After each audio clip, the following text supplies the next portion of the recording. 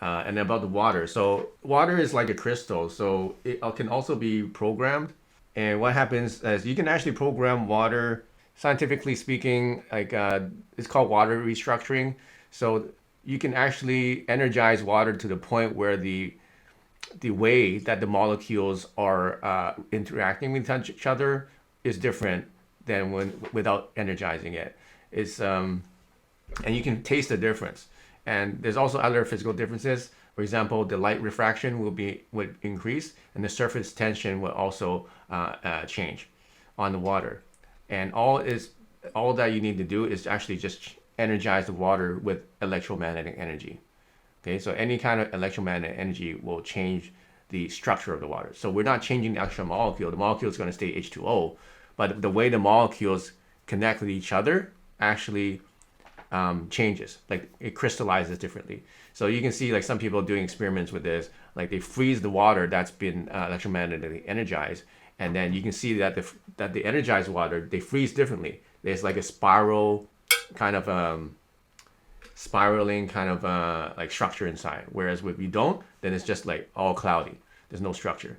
So the structure of the water is important because when we drink structured water, it actually helps you to break down a lot of the. You can see in the blood, in blood samples, if you drink structured water, the blood will be a lot more viscous and a lot more smooth, and the red blood cells will be able to basically float and deliver the nutrients a lot more efficiently. Whereas if you drink bad water or when you have EMF exposed to your body, your blood cells start to clump together, and your blood cells start to create these chains that keep connecting together. So that restricts the blood flow and restricts the nutrient delivery system in your body.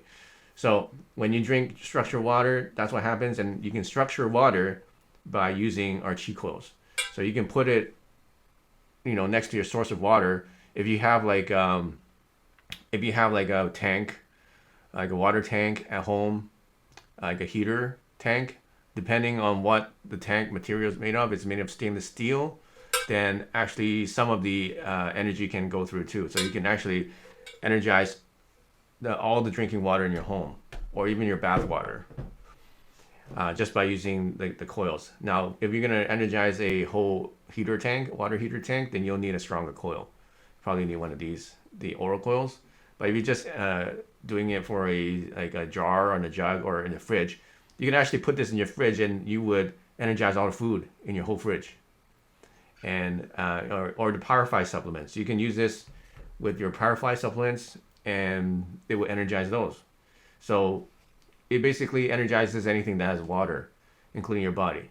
What frequency do you recommend to do that?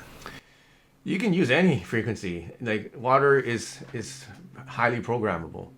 It's very what do you call it? Very plastic. I don't know. They have this term called neuroplasticity for the brain. That means it can be changed and it can be programmed very easily. Water is one of the easiest things to program. So that's why even with people who meditate and then send positive intentions to the water will change. Exactly the same way that I just explained. So the water will become brighter, like the actual light refraction would change, the refraction index, the surface tension would change, and the taste would change. Just from meditation sending your intention to water. So that's how sensitive it is to even just consciousness. Imagine how sensitive and how much you can energize the water if you actually use electromagnetic fields, which is even stronger than that.